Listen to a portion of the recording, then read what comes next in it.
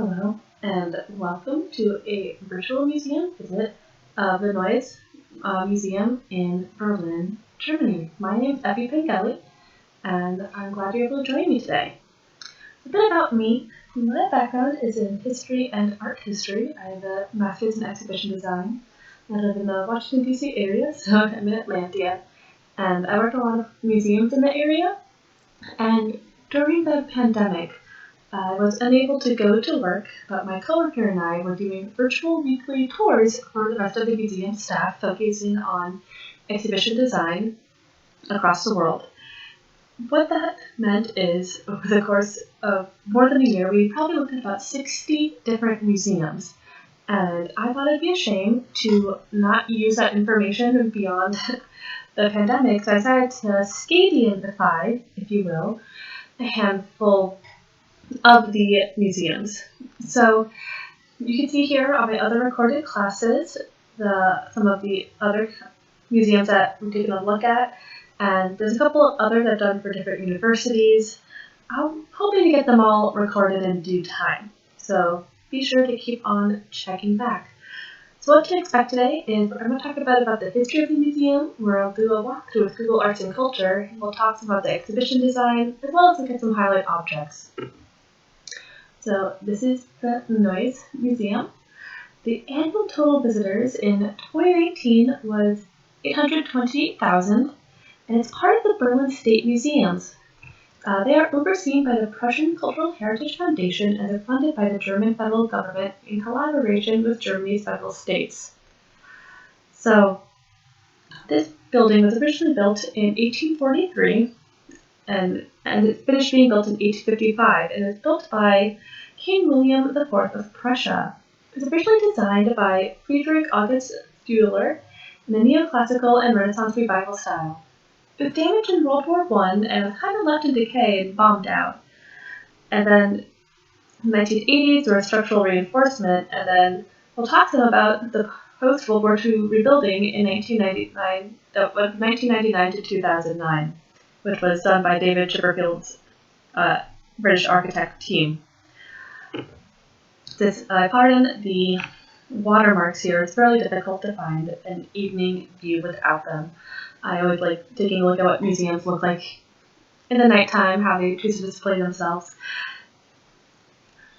And the main floor of this museum has a lot of sculpture in the ground, a lot of texts, and literature from Egypt, along with Nordic, Trojan, Christian, Western culture from antiquity and prehistoric culture. On the lower level, it has a lot of Egyptian pieces from everyday life, the afterlife, and cult of the gods. And on the second floor, it has a lot of objects from the Stone Age, Bronze Age, pre-Roman Iron Age, and other items of antiquity and prehistory. So this museum is here on the right on the Museum Island in Berlin. You can see here where they're doing construction that is now completed, or mainly completed, of the James Simon Gallery, which is basically like a visitor center for Museum Island, and there's also exhibition space there. So part of what makes this museum so interesting is that it really incorporates a number of historic collections within its walls. Basically, during the restructuring of the museum system in Germany, with Museum Island, which again is a UNESCO World Heritage Site. It houses the Alt Museum, the Neues Museum, the Alt National Gallery, and the Bonn Museum, and the Pergamon Museum. The Neues Museum, as all the museums were kind of restructured with what they were going to showcase, the Neues Museum ended up with the Egyptian Art Museum, and I'm going to butcher the German here, but the Ägyptisches Museum and the Packerasammlung collections, and then also ended up with prehistoric objects that it owns in permanent residency with the Museum für Vor- und Frühgeschichte, which again, prehistoric objects. They also have objects that are on permanent loan, basically, from the Classical Antiquities collection of Museum Island, Antikensammlung.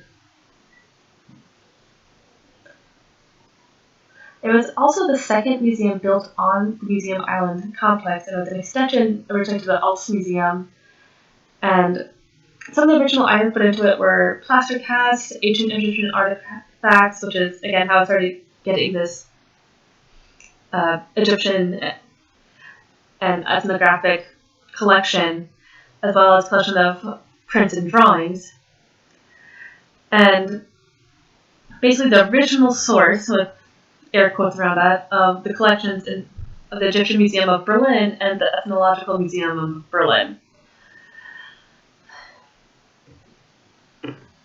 So here's just kind of a nice view of the backside, which you can't get anymore now that the James Simone Gallery has been built. Now we're going to go ahead and take a look at Google Street View. But before that, I want to show you a couple other things here. So this is what their current exhibitions page looks like, so you know what's coming up and what to expect. As you can see, they show again, with it being a group of museums owned by Germany and Berlin, they're showing, whether it's in the James Simone Gallery, if it's in the Neues Museum.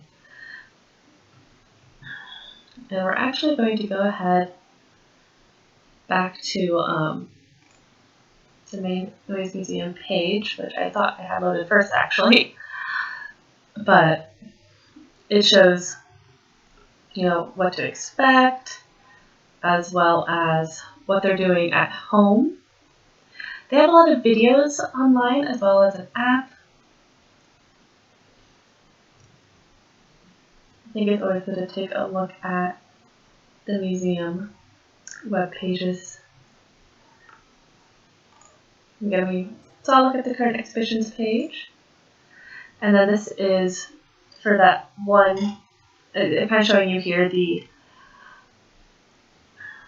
as you get deeper into the website, it kind of breaks it up for the different collections based on the original collections that I mentioned that it housed. So this is the one about ancient Egypt, and they kind of have things that fall underneath it nested here, as well as some of their overall items. So if you're looking for something specifically, you would find in this part of the collection, you would find it in the subsection of the website. And then this is just what their collection website looks like. You're really getting into the database level, which a lot of Scadians forget exists and that you can do. A lot of museums are doing a lot better about their museum collection websites with images as well as information. So you can search things, you can look at highlights. I'm just going to click the Berlin green head here. And we are in English. So it gives you the sizing, what it's made of, the identification number, what collection it belongs to, and then a longer description. This is a map of the museum. And again, as you can see, it has all its highlight objects called out, some of them you might recognize. And it just shows you what you can find on each level, as well as their, where they're laid out on Museum Island.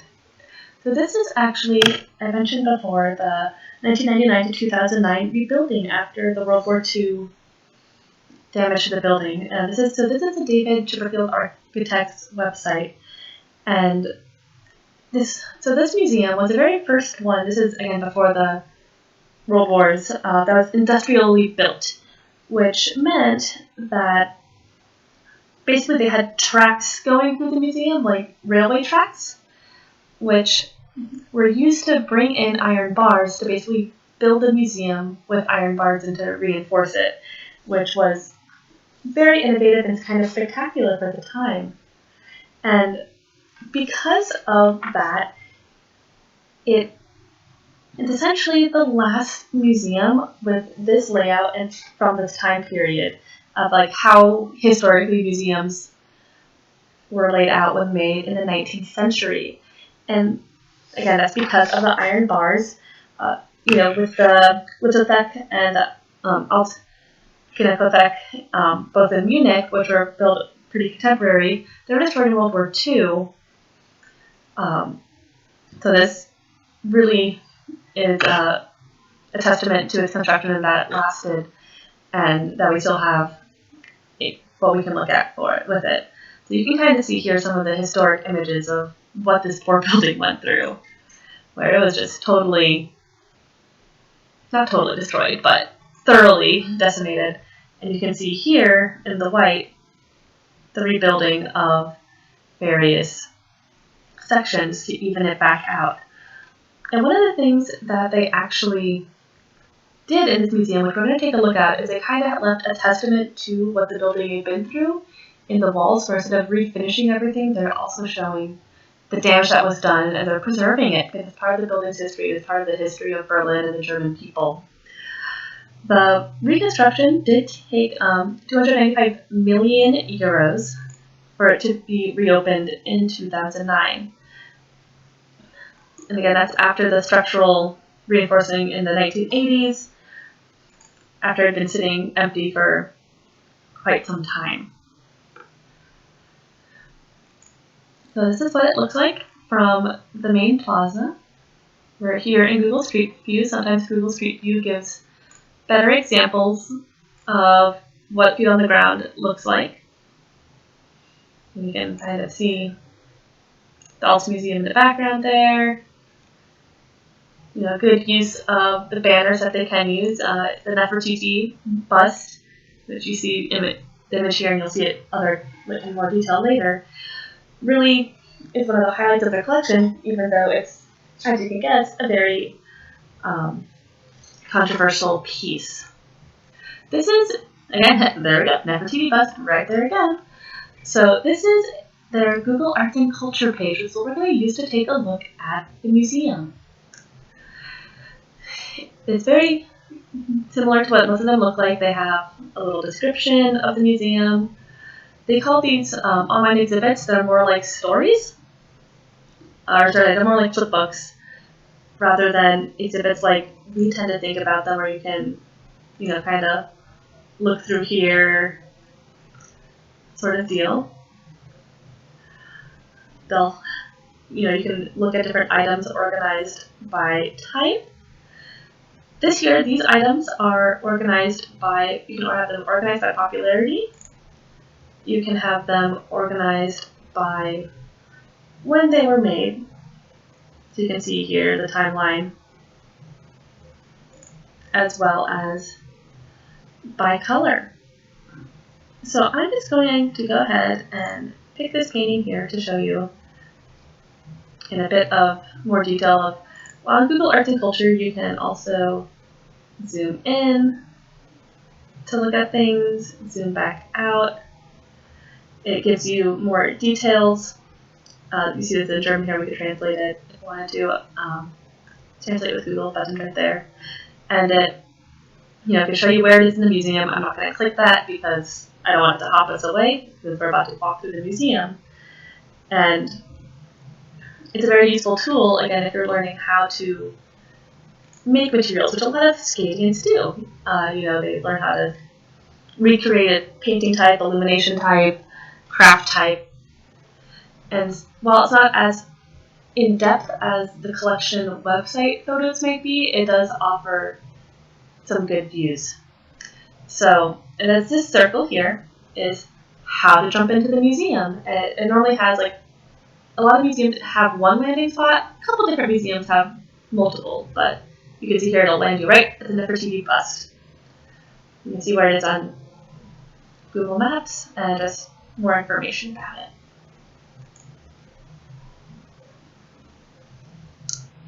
So here we are at the entrance.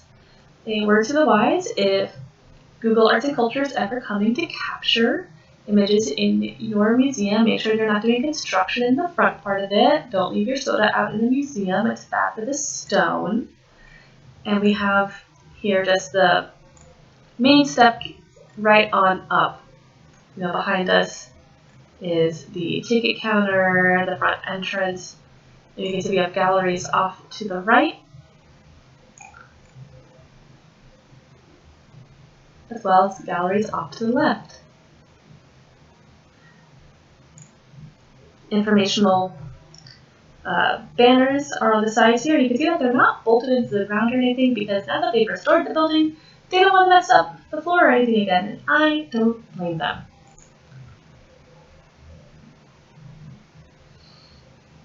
So we'll look at some of the highlight objects as we walk through. You can see that we have an audio tour.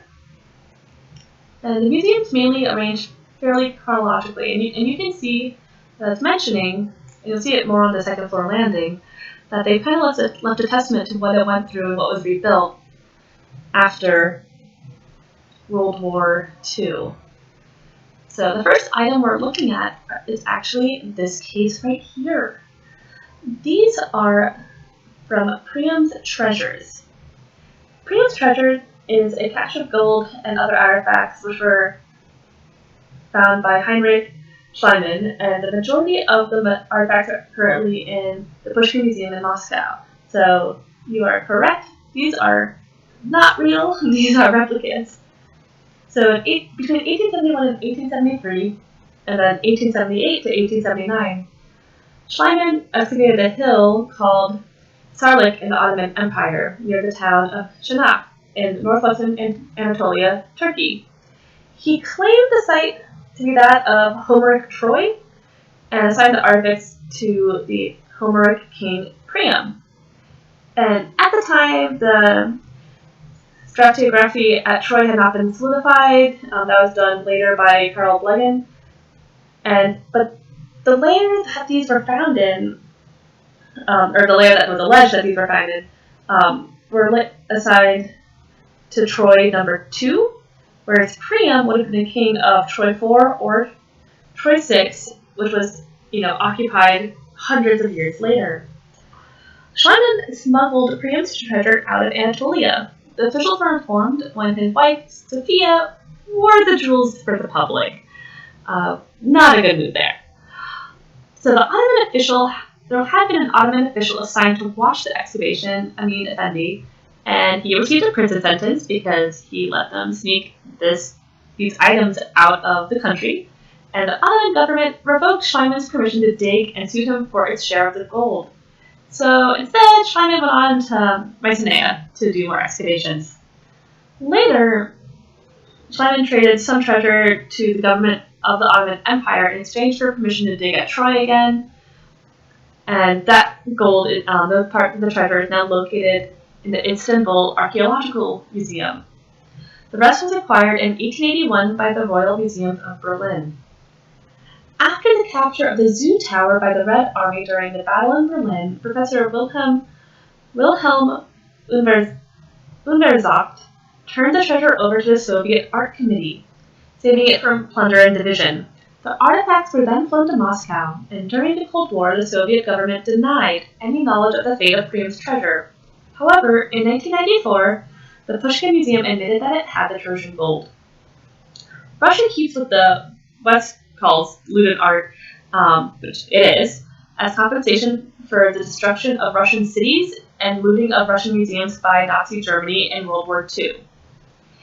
In 1998, Russian law, the Federal Law on Cultural Valuables, displaced to the USSR as a result of the Second World War and located on the territory of the Russian Federation, legalizes the looting in Germany as compensation and prevents Russian authorities from proceeding to restitutions. So the headdress here is called the small diadem from the treasure of Priam, like the jewels of Helen is what it was called, and the original was made in 2300 BC, roughly. So it was originally, this is silver with gold plated. The original was just gold. And this was found, again, by Heinrich Schliemann during excavations in Troy in 1873. And then we are going to move onwards. Something you can see here as the internally lit case behind us with the little tiny fiber optics. And one of my pet peeves of the museum world is when they have the electrical cord just running down the middle there. I really like seeing it down the leg, or rivets. I don't like seeing it at all, but if it were to come out of a museum case such as this one, I would much rather see it going down the leg of the case rather than down the middle, because that is much less distracting. But they kind of just stuck them all in here. And you can also see that they added light track to the ceiling, so they can do some lighting of the architectural elements, such as the columns and the floor. And they're really using their window well here as you look out in the now enclosed courtyard. You can learn about it being a UNESCO World Heritage Site, and they're utilizing aspects of the natural daylight, even though it is being filtered by, these windows will have UV as well as skylight, UV protection as well as skylights. But these are fairly not light sensitive objects, which allows for the daylight to touch them. And you can see again how extravagant this museum originally was, and how they're letting some of the damages continue to show despite the renovations.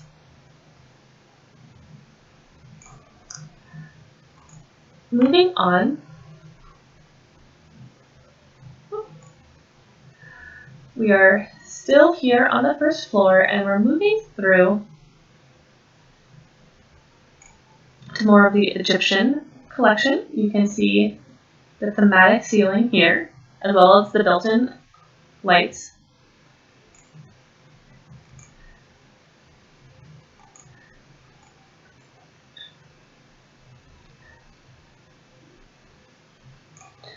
They use a lot of similar cases throughout this museum with the edging on the case. It helps everything stay pretty unified in regards to what to expect from gallery to gallery. And they have a really good sense of sight lines where just boop, straight down, you can see the statue at the end of the hall. As I mentioned earlier, they're avoiding bolting into the ground or mounting things on the historic walls now that they've done the renovation. So they just have a very heavy base, again simple black like the pedestals and cases to have their graphics for the exhibition space.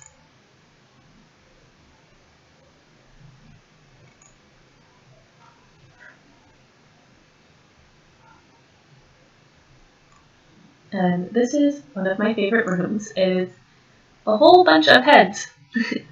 They went ahead and have the pedestals in here with the cases. You can see the timeline across the ceiling. And the other thing that I think about with this is, are one of these doors hinged very slightly so you can get the pedestal in and out and the head in and out?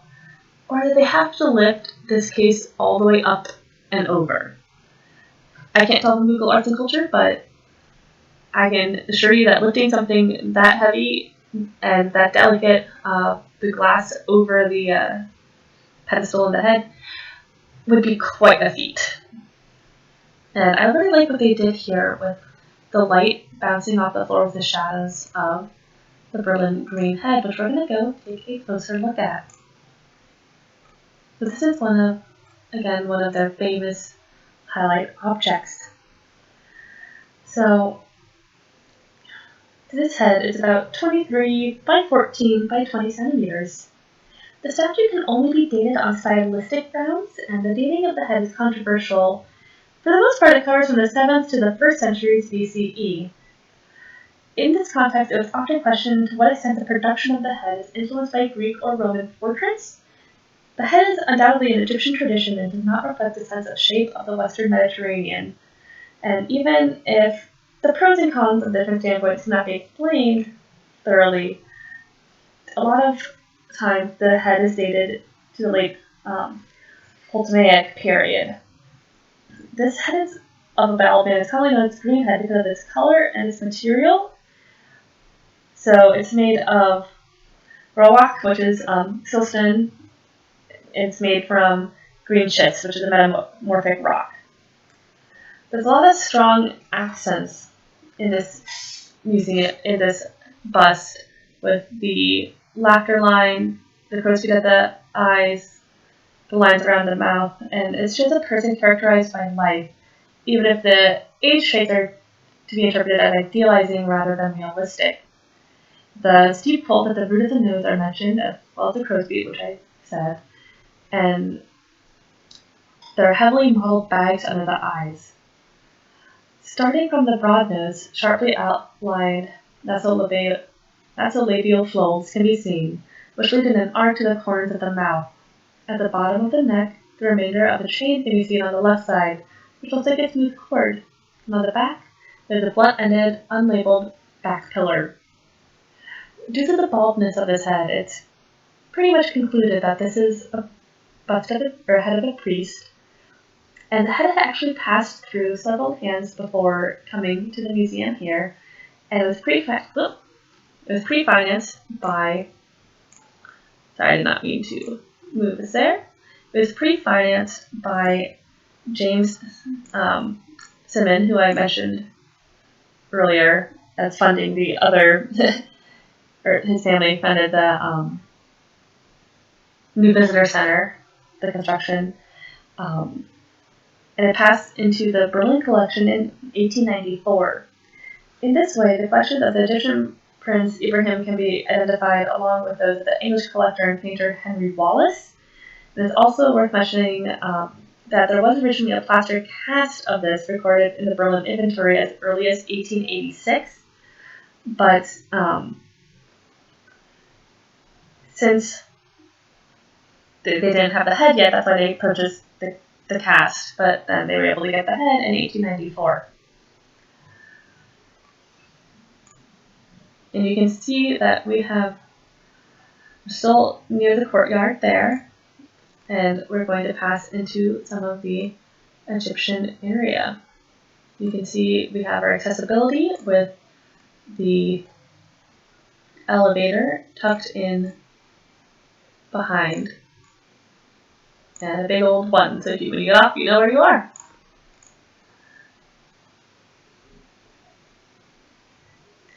So here we are up on that balcony that we peeked at before, and you can see the large murals left.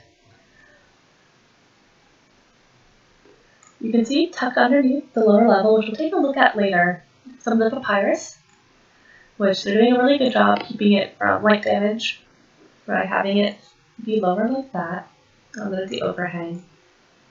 But here they just have simple stanchions keeping people from touching the artwork, which I'm sure is very heavy and hard to move. And we have a little bit of light scraping down the walls here.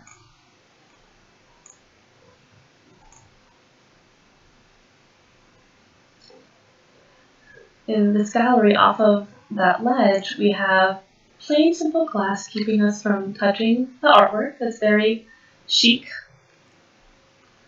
as well as you can see here the railings to keep people from touching the artwork while still giving the impression of the room that these items come from and what that space would have felt like in giving the reliefs, the Egyptian reliefs, context to one another.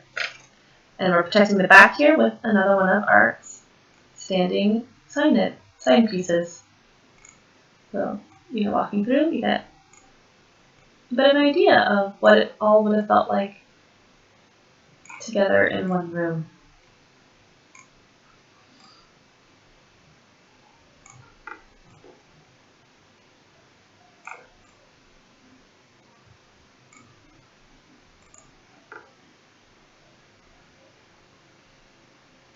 this is just showing, how they are doing the wall graphics. It's very similar to how they had the brochure earlier.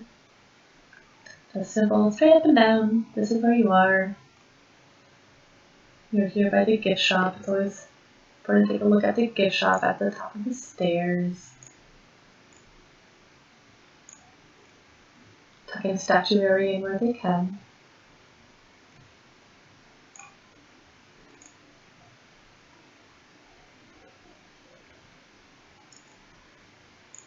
And here we've moved on up to the second story. You can see here that it's kind of their Roman era. They have dark red walls, they've had murals on top.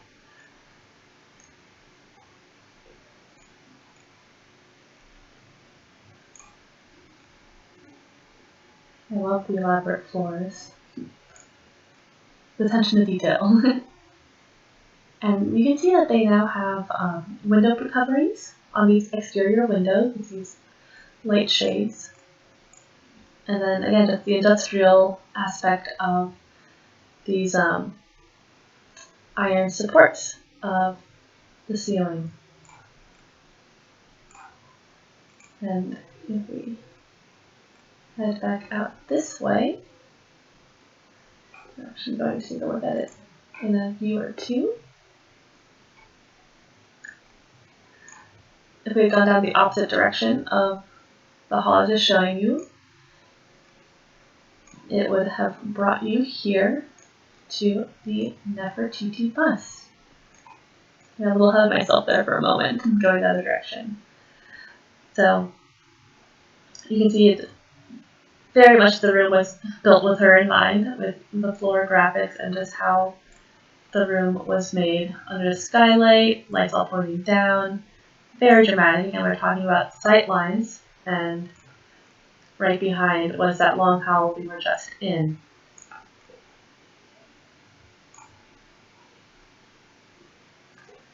And here we are, the Nefertiti Bust. So, when the museum was reopened in 2009, this went right back on view. There is a free 3D scan and free download from the 2012 to 2013 exhibition in the light of Amarna, 100 years of the Nefertiti discovery. The bust is 48 centimeters tall, which is about 19 inches, and weighs about 20 kilograms, which is 44 pounds. It was originally found on December 6, 1912 by Ludwig Borchardt, who led an expedition in Tel Amarna. This shows more aging on her with wrinkles on the neck, bags under the eyes, dimples, sunken cheeks, the swelling of the nose, which is more obvious in the 3D scans of the limestone and is smoothed out here with the stucco. It is identified as Nefertiti by the characteristic blue crown that she's wearing, the Nefertiti cap crown. The golden diadem band looped around like horizontal ribbons and joining at the back, which she wears in other surviving and clearly labeled depictions. For example, the house altar for her. There is an Uraeus cobra, which is now broken over her brow. It was the upright form of an Egyptian cobra, which is used as a symbol of sovereignty, royalty, deity, and divine authority in ancient Egypt.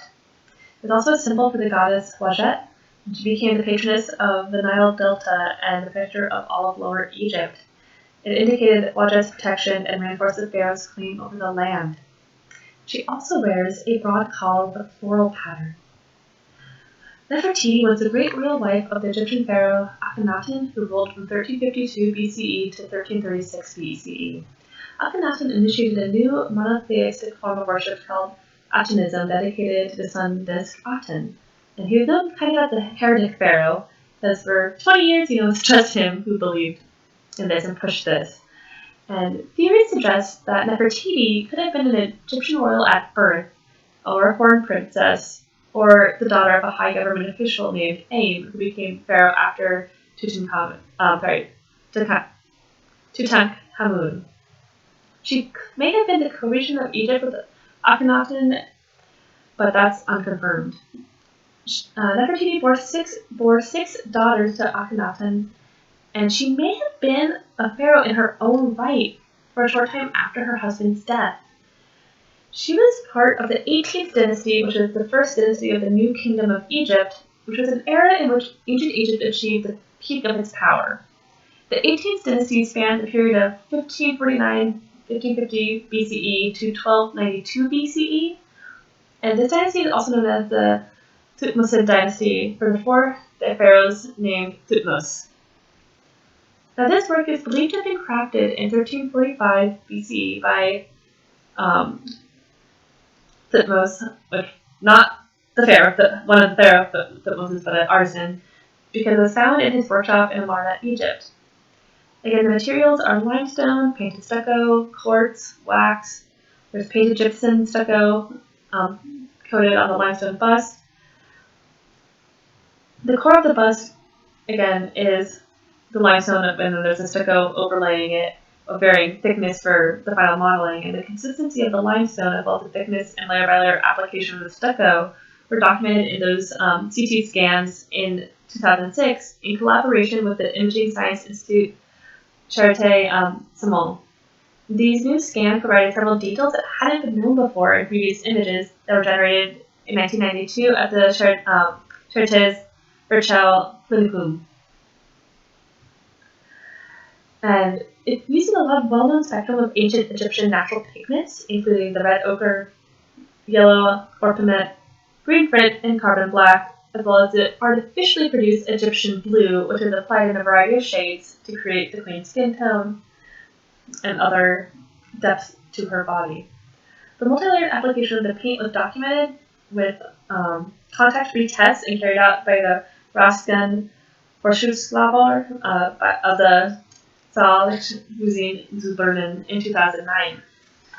So there's been a lot of work done on her to see how she's made.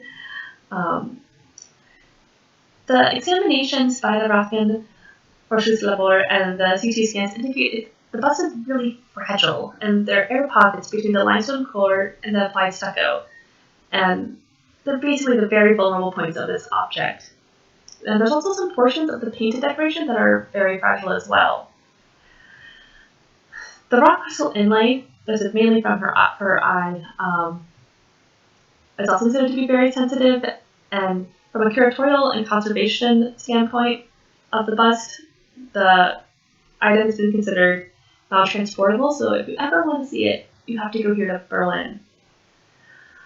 So this bust is rare in style because it's not a full statue, and there's a very small number of sculptures that can be called busts from this time period. They primarily exist for ancestor worship, and while they were more common in the Amarna period until the end of the New Kingdom, it was uncommon before that during the Old Kingdom period. So a lot of busts of Akhenaten were found in the same artist shop in the same room, but a lot of them have been destroyed by iconoclasts. But both busts were not intended for a funerary context, but probably served as veneration of the royal couple in a temple or palace. Ludwig Borchardt, again the original finder of the item, interpreted it as a sculptor's model, which was a reigning theory since the 1923 when he first published this, which his theory came with that from the unpainted sides of the shoulders, as well as the missing eye, which again you can see here on the right hand side it's just plain, whereas the left hand side has the rock crystal in it. But there's no conclusive evidence to this. And with this bust, it reflects some of the more classical Egyptian art styles, which is deviating from this eccentricities of the Amarna art style, which is developed in Akhenaten's reign. It's characterized by a sense of movement and activity in images, with figures having raised heads, mainly many figures overlapping and many scenes busy and crowded, and the human body was portrayed very differently during the modern period, with figures were always very slender and swaying with exaggerated extremities, and Akhenaten was often shown with a lot of feminine qualities, like large hips, prominent breasts, and larger hips and thighs. And so this is more traditional than what we would normally see during the Amarna art. That being said, this piece is still idealized and looks really similar to Akhenaten's bust that was found again in the same workshop at the same time. And Egypt has been demanding for its repatriation, which began in 1824 once it was first displayed to the public. And basically what happened is that Egyptian inspectors were not shown the actual bust before they let it out of the country. And it sounds like now Germany will not give it back. So again, very loaded object here. A lot of information on it, both on the collection website and a lot of studies throughout the years, because of how well preserved it is, as well as just how striking it is.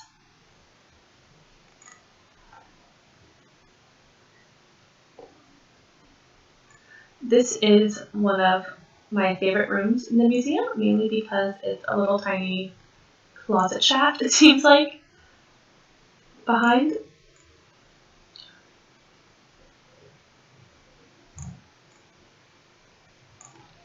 And if you look basically straight up, we have skylights and lights shining down. And why they converted this into a gallery space, I guess it's so, they weren't wasting any space. They had more than enough items in this collection. It's just such an odd room.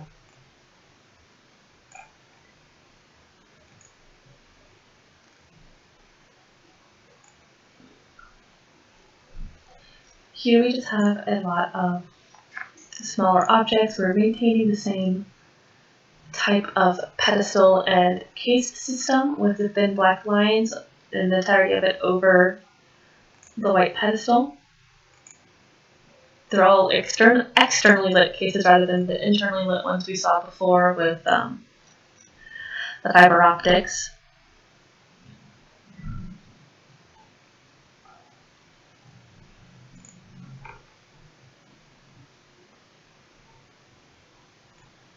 And here we have the main staircase.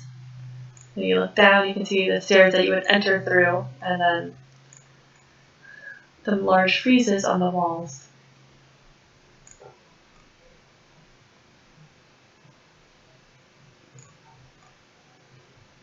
Again, they're allowing to show the damage,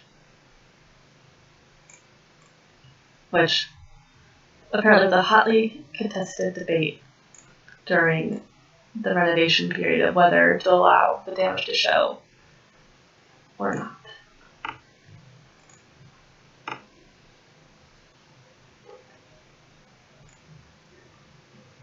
We have an old door, which I think is great.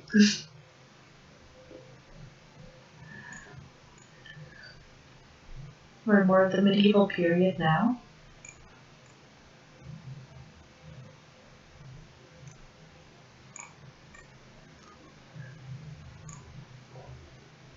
We have very simple archways supporting the ceiling.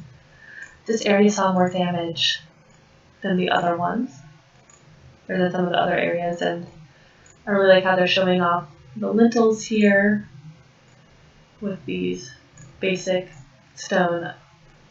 metal supports. You can see how it's supported behind as well. That way you can see the lintels.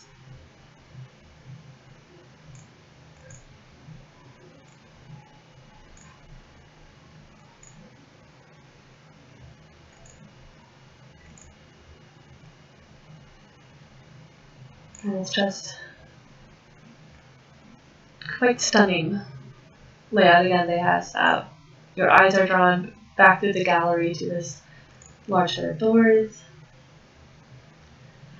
And moving on, it just brings you right to the standing sculpture there.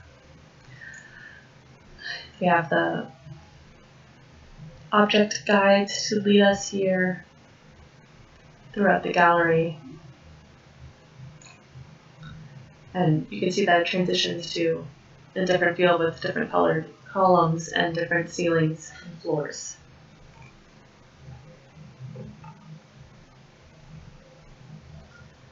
This is the far end where we just were.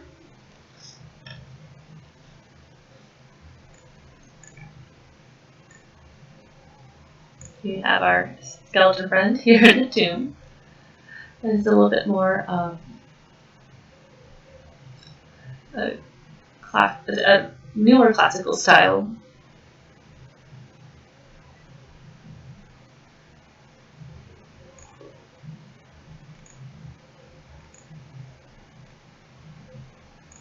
Again, they're trying to make everything feel a bit different from each other.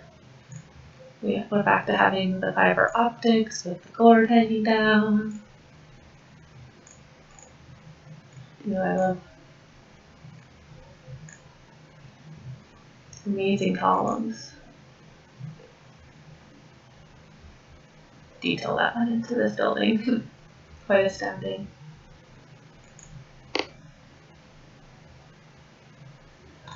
And here, this is Anton Youth that I teased you earlier about the wrong direction. So, the Anton Youth is a older object. It was made in the 4th quarter of the 1st century BCE. It's 154 centimeters tall with the plinth, that's about 60 inches, so 5 feet, and 143 centimeters without the plinth, which is 56 inches, so 4 feet, 8 inches. It's made of bronze, and it's called the Anton Youth because it's found near Xanten, which is, the northern Rhine area in Westphalia, Germany. It was discovered by fishermen in the Rhine River in 1858. It's made in the late Hellenistic tradition. We can tell this from the child's hairstyle, as well as the fact that its legs were cast together with the torso rather than being done separately. It depicts a boy about 12 years old, and his youth is evident in the soft contour of his body and the round, childlike face.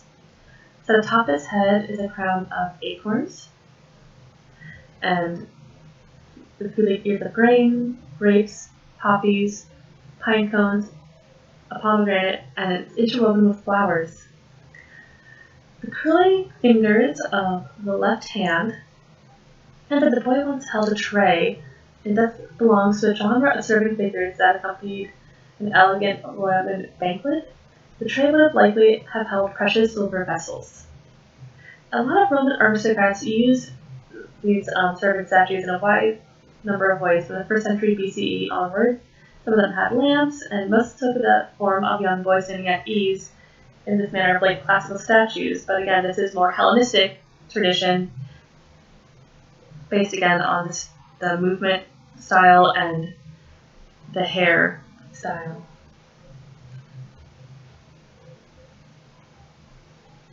So it's quite a place of prominence here by the windows by itself in this space.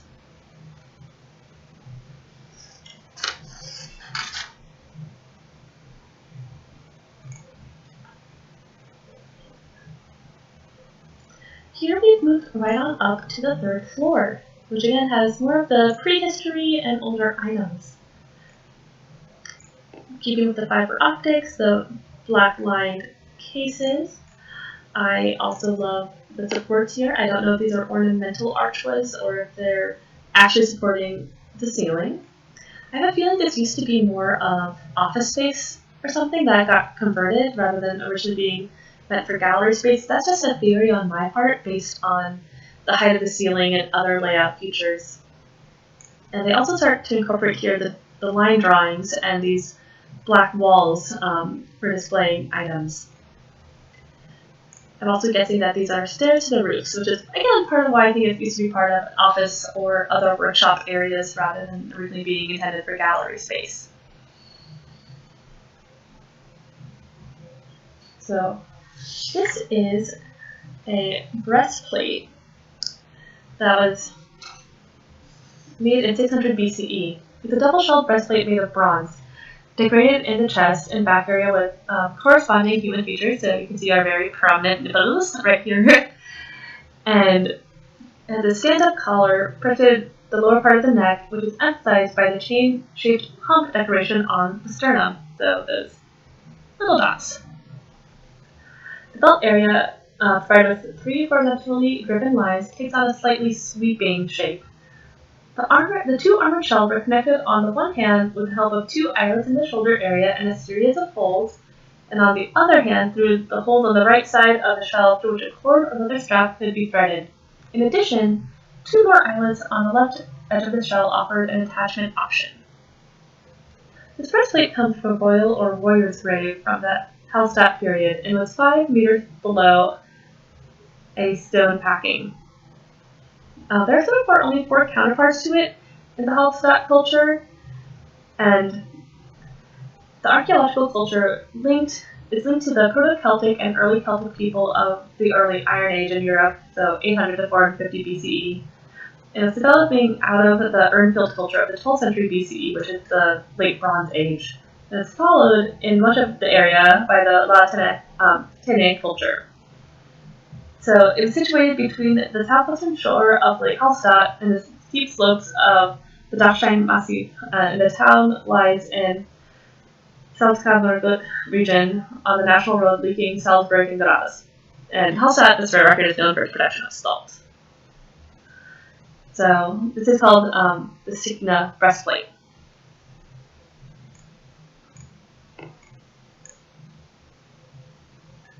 You can also see a number of horse bits on the side here.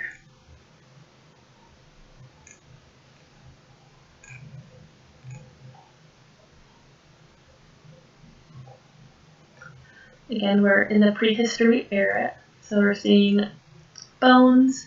I like how they are protecting them from light by having these figures having these cases against the windows and lowering them, so it's going to be a bit protected. And just going down, you can see again all the images of the white line drawings.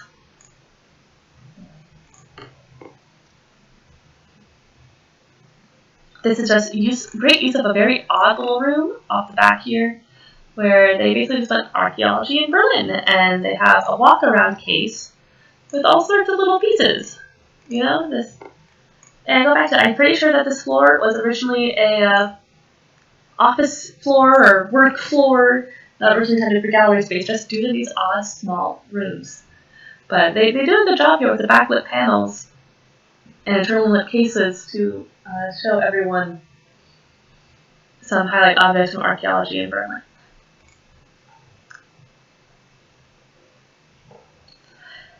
You see up here, still on the 3rd floor, and they have, I call these, the Kutzenkammer, the cabinet of curiosity cabinets that you see in a lot of different museum collections, especially older ones in their lesser visited galleries, which is, how museums were started, right? With collections by people in cabinets in their living rooms.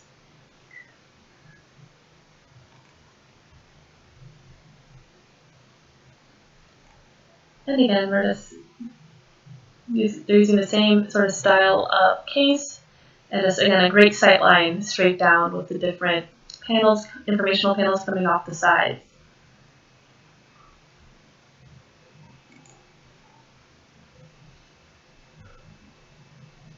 And right behind us is one of the other highlights of the collection. This is the Berlin Golden Hat.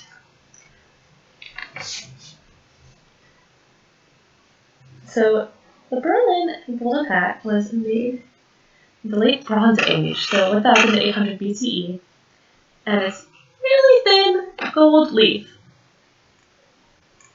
And that weighs 490 grams, which is about 1 pound. But it is 745 millimeters tall, which is 29 inches tall. It is unique in its size and its preservation, so it's the best preserved specimen among the other 4 known conical golden hats. So, in 1996, the Berlin Museum für Verwur- und Frühgeschichte bought it as an important Bronze Age artifact, and the seller claimed that the object came from an anonymous Swiss private collection which had been assembled in the 1950s and 1960s. It assumed that the hat was found in southern Germany or Switzerland, but no further details are known. To avoid any damage coming to the hat, stuffing of perishable material such as wood or bark must have been fixed on the inside with organic adhesive such as resin or pitch, and there's probably also a leather chin strap fixed to this inner stuffing.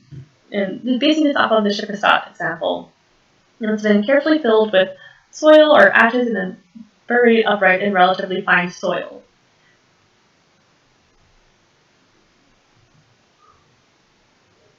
He's going to get a drink of water there. It served as external covering on a long, conical brimmed headdress and is probably of an organic material, and at the bottom of the cone, the sheet gold of the Berlin hat is reinforced by a 10mm wide ring of sheet bronze. The external edge of the brim, that little bit right there, is strengthened by a twisted, square-sectioned wire around which the gold leaf is turned upwards. The very malleable gold sheet was folded on the inside around a band of bronze between the brim and the crown. The outer folded edge of the brim includes a twisted bronze ring for stiffening. It is made of a single piece, and the average thickness is 0.6 millimeters. The cone is ornamented with 21 zones of horizontal bands and rows of symbols all along its length. 14 different stamps and 3 decorated wheels or cylindrical stamps were used. The horizontal bands were decorated systemically with repeated similar patterns. The individual ornamental bands were optically separated, traced ribs and bulges, and is mostly achieved with the use of cylindrical stamps. The band's ornaments contained mostly buckle and circle motifs, most of the circular central buckle surrounded by up to 6 concentric circles. One of the bands is distinctive. It is decorated with a row of recumbent crescents, each atop an almond or eye-shaped symbol. The point of the cone is embellished with an 8-spoked star on a background of decorated punches, and the meeting of the shaft with the foot is taken up by a wide, vertically ribbed band. The foot is decorated with similar motifs to the cone itself, and near the reinforcing bronze band, it turns into a brim, also decorated with the disc-shaped symbols. So, all the symbols, or most of the symbols stamped onto it, appear to be related to the heavenly bodies, so this is basically an astronomical device. The sun, which is evoked by the gold coloration and the pattern of the rays on the top of the hat, creates day, night, and the seasons by apparently circling the Earth. The moon is represented several times on the hat and marks out months and weeks. A 19-year lunisolar cycle of 228 solar months and 235 lunar months can be calculated with it, and you'd be able to calculate the shifts between the solar year and the lunar year, predict lunar eclipses, and set fixed dates for significant events. Once decoded, the pattern changed the world's perspective on astronomical knowledge in the early ages of humanity. In a detailed study of this Berlin golden hat, which is the only fully preserved golden hat, showed that the symbols probably represent all of these items. They wouldn't have been able to learn any of this without this hat. And it was over half a millennium before the Greek astronomer and mathematician Midden in 432 BCE calculated the shift of the lunar solar cycle, so these guys are winning. And the golden hat may have been worn by a ruler with a religious role on ceremonial occasions, and because other Bronze Age items proved that astronomical knowledge was often preserved in coded form on valuable and sacred objects. So, the room that this golden hat is in, you can see here the informational panel going around the back with this backlit sections. Features several of the early instances of astronomical observation. So, it has items from like the circular tombs from the Neolithic era that were used as solar observatories. There's information on instances of calendrical calculation from Mesopotamia, astro symbols from Troy and Central Europe, and Roman, Islamic, and Jewish calendars. So this has kind of being compared to all those other methods of notating information. And again, I just really love what they did playing with light and shadow on the floor with this hat here. And you can see again that this room was very much designed to have a singular object underneath within it. We're actually going to hop way down now to the bottom floor, where some of the tombs were. The Egyptian tombs, that is. We have some sarcophagus faces. What I see when I see these lights uplighting into the archways here are teenagers hitting them and making them all askew and not well focused, because that happens very often by teenagers who are bored in museums. And we have a nice section on cats and goats.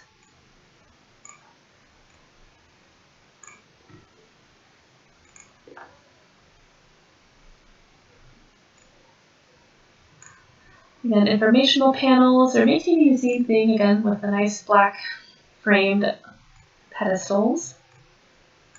And they also use the opportunity of the lower ceilings to make built-in tombs, like you see here, with the different items that would have been found together. Yeah, let's see if I can get another view on it for you. Yeah, just right there. It's nice built-in tomb, and behind we have another little L-shaped display with very glaring lights that show you how the room was set up.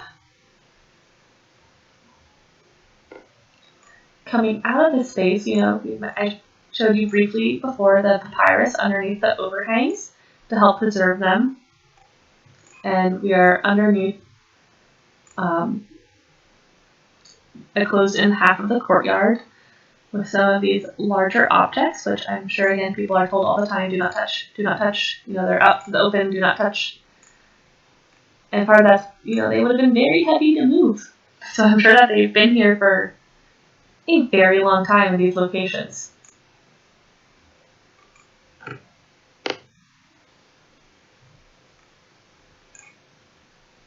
This is under the other half of the formerly open courtyard. You can see the skylights right there, along with the formerly the weather freezes. This area, from what I've been able to tell from photos and such on the museum website, is often used as an event space, which is part of why it is so open here. And it leads you right into Bart, which is the children's area, which we're going to take a look at next. So, you can see that it's a totally different feel from the rest of the museum. We get some color on the walls, some, big question mark items. This exhibition was about beards, so that's why we're seeing all these different beards and the ages here.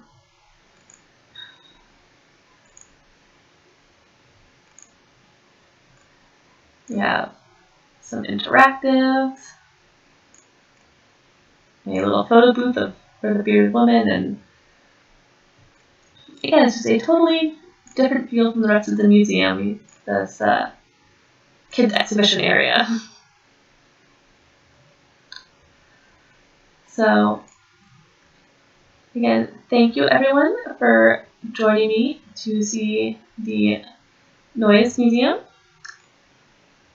If you have any questions, please don't hesitate to reach out, and I hope that you've enjoyed Virtual Pennsic 2021, and hopefully see you in person next year.